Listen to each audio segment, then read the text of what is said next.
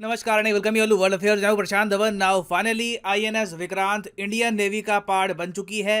Historic day था India के लिए 2 अक्टूबर। और इस वीडियो में मैं आपको बताऊंगा कि दुनिया का क्या रिएक्शन था आईएनएस विक्रांत को लेकर और चाइना इन पर्टिकुलर इसकी आलोचना क्यों कर रहा है। बहुत कुछ यहाँ पे आपको जानने को मिलेगा about INS Vikrant and the world's reaction.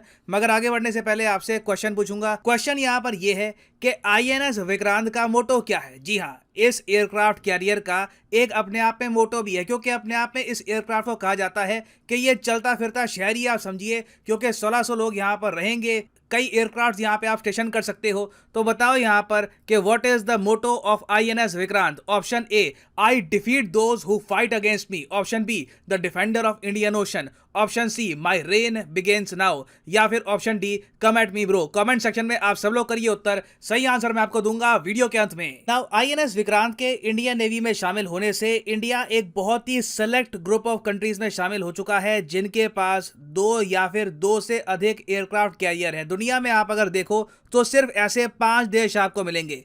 एक तो ऑफ कोर्स चाइना है। चाइना के पास अभी 2 एयरक्राफ्ट कैरियर है, एक अभी अंडर कंस्ट्रक्शन है। इंडिया के पास अब 2 चुके हैं, इटली के पास 2 हैं। उसके अलावा आप देखोगे यूके के पास 2 हैं। फिर आपको यूएसए मिलेगा जिसके पास 11 एयरक्राफ्ट कैरियर है। जी हाँ, यूएसए के एयरक्राफ्ट कैरियर ना सिर्फ क्वांटिटी में ज़्यादा है, इनका हर एक एयरक्राफ्ट कैरियर आप अगर देखो तो 90,000 से लेकर 1 लाख मेट्रिक टन के डिस्प्लेसमेंट वेट के साथ आपको दिखेगा। जबकि इंडिया के एयरक्राफ्ट कैरियर आप अगर देखोगे, मोस्ट रिसेंट जो एयरक्राफ्ट कैरियर है इसका डिस्प्लेसमेंट वेट है 45,000 टन।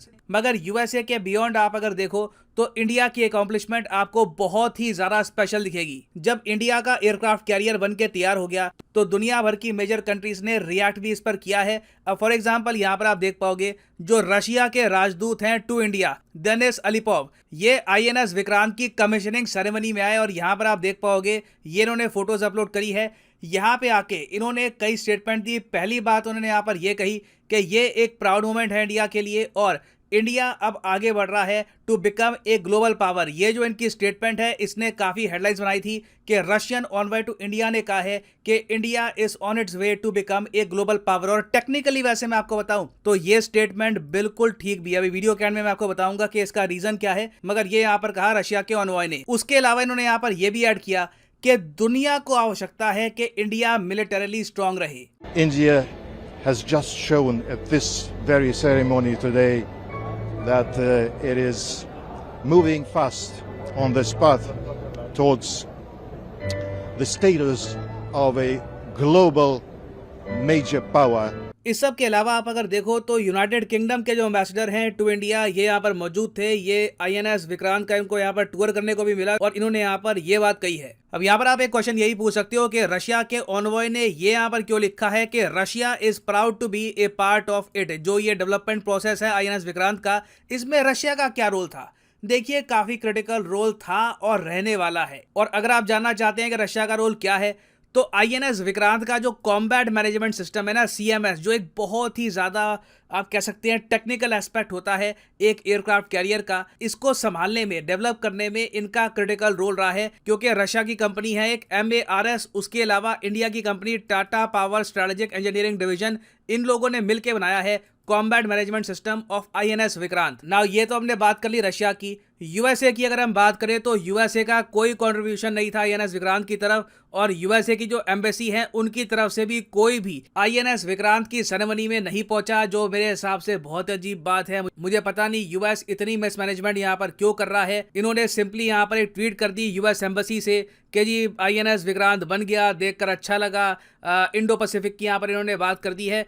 उसके अलावा आप अगर देखो तो अब 20 महीने से भी ऊपर हो चुके हैं कि कोई भी यूएस एम्बेसडर डिप्लॉयड नहीं है इंडिया में, और बहुत सारी इंपॉर्टेंट सेरेमनीज हैं जहां पर यूएस अपनी प्रेजेंस बिल्कुल प्रोवाइड नहीं कर पा रहा, जिससे मैं कहूँगा कहीं ना कहीं दोनों कंट्रीज के जो रिलेशंस हैं इन पर भी इम्पैक्ट पड़ रहा है। खैर, ये हमने बात करी है यूएसए की। जो फ्रांस के एम्बेसडर हैं टू इंडिया, इन्होंने यहाँ पर ये कमेंट करी। इन्होंने यहाँ पर कहा है कि बहुत ही जल्द हम देखेंगे कि फ्रांस का जो एयरक्राफ्ट कैरियर है चार्ल्स दे गौले, क्योंकि आपको पता होगा फ्रांस के पास अभी सिर्फ एक एयरक्राफ्ट कैरियर है, एक और एयरक्राफ्ट कैरियर इनका अंडर कंस्ट्रक्शन है। तो फ्रांस ने कहा है कि हम चाहते हैं कि आईएनएस विक्रांत जल्दी से जल्दी फ्रांस आए किसी युद्धाभ्यास के लिए, और हम देखेंगे कि इंडिया और फ्रांस के एयरक्राफ्ट कैरियर इकट्ठा सेल कर रहे हैं। तो इनकी ये यहाँ पर कॉमेंट थी।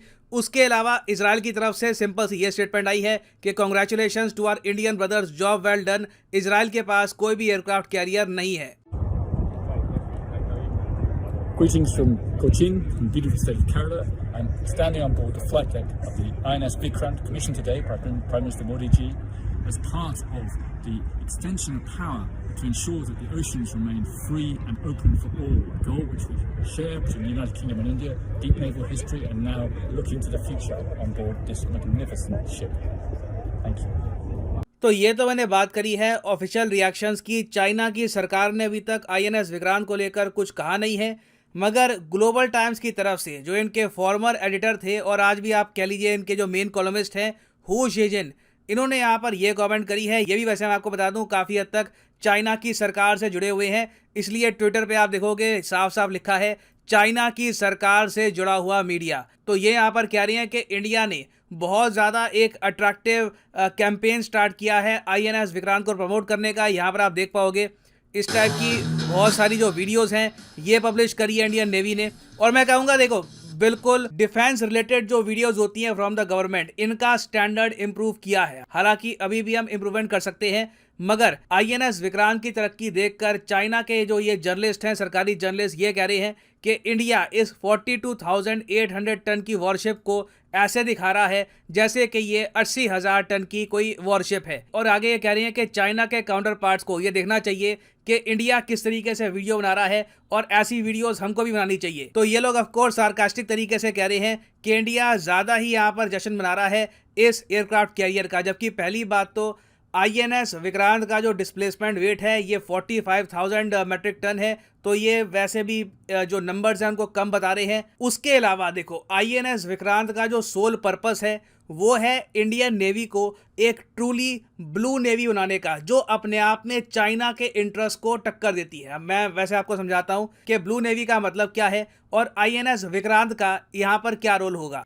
तब हो सकता है कि ओवर द ईयर्स आप जब भी ऑनलाइन गए हो तो आपने काफ़ी बार ऐसे आर्टिकल्स देखे हो जहाँ पर लगभग यही बात लिखी होती है कि आईएनएस विक्रांत जब बन के तैयार हो जाएगा तब ये चाइना के जो स्ट्रिंग ऑफ पर्ल्स जो थ्योरी इंडिया के अगेंस्ट कि लगातार इंडिया को घेरते रहो बहुत सारे नेवल बेसिस से या फिर बंदरगाह से, चाहे ग्वादर का हो या फिर हम्बनटोटा या फिर म्यांमार में सितवे पोर्ट हो या फिर जिबूती में जो पोर्ट हो, तो ये जो लगातार स्ट्रिंग ऑफ पर्ल्स ये बना रहे हैं उसका तोड़ है आईएनएस विक्रांत। इसका रीज़न क्या है? रीज़न ये है क्योंकि ब्लू वाटर नेवी एक बार अगर इंडिया की बन गई ना तो जो प्रेशर चाइना हम पे डाल रहा है वही प्रेशर हम चाइना पे डाल पाएंगे इन द फ्यूचर।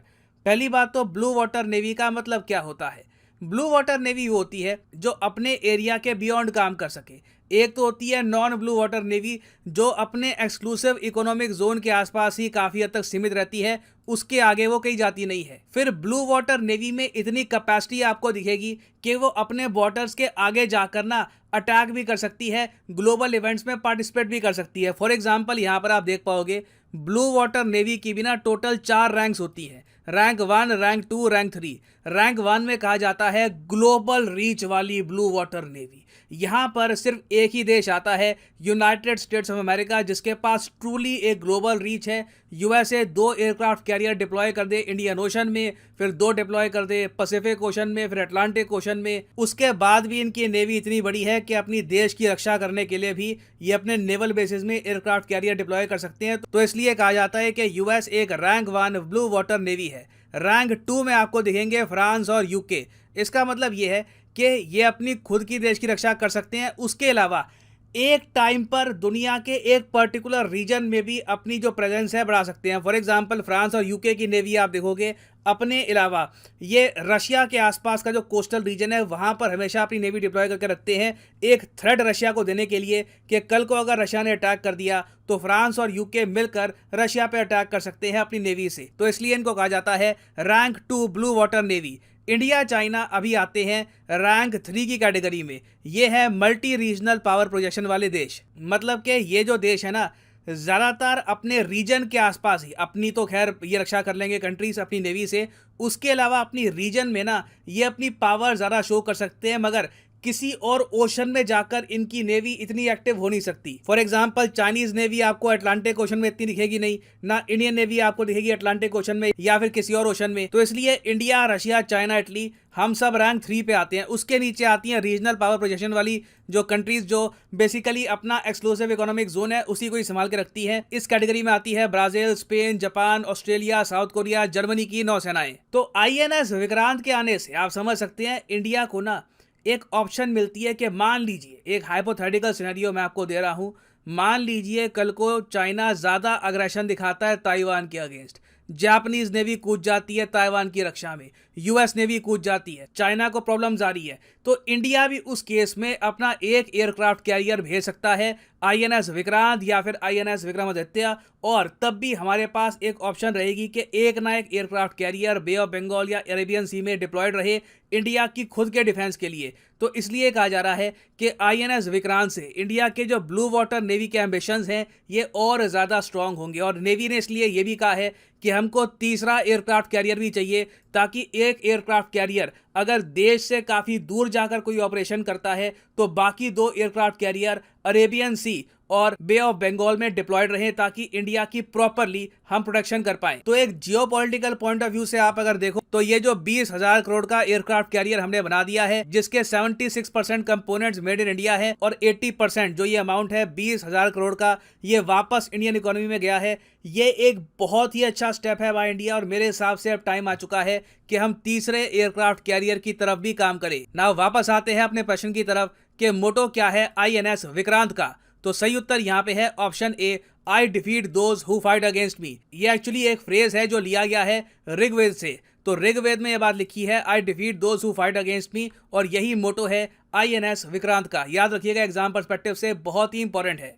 और फाइनली यहाँ पर मैं ये भी ऐड कर दूं कि आप किसी भी एग्जाम की तैयारी कर रहे हैं, चाहे UPSC, SSC bank, NEET, IIT, JEE, comment section में जाओ इस वीडियो की, और यहाँ पे पिन कमेंट में आपको मिलेगा ये लिंक, और यहाँ पे आप परचेज कर सकते हैं the course of your choice. For example let's say आपको परचेज करना है IIT एग्जाम का कोर्स, तो सिंपली यहाँ पर क्लिक करिए IIT पर, और यहाँ पे आप परचेज कर पाएंगे कोर्स ऑफ योर चॉइस। और जो प्राइसेस यहाँ पर लिखी है ना, फॉर एग्जांपल यहाँ पे आप देख पाओगे लिखा है कि आप 42 मंथ का जो कोर्स है ये आप परचेज कर सकते हैं सिर्फ 1900 रुपये पर मंथ देकर। ये प्राइस पे करने की आवश्यकता बिल्कुल नहीं है, सिंपली यहाँ पर कोड यूज़ करिए PD10 और प्राइसेस गिरना स्टार्ट हो जाएंगे। ये कोड आपको डिस्काउंट देगा UPSC, SSC, नीट किसी भी एग्जाम के कोर्स में on Unacademy. So use the code PD10 and save your hard earned money. सो इसी नोट के साथ ये है वीडियो का अंत। Thank you for listening and as always God bless you all.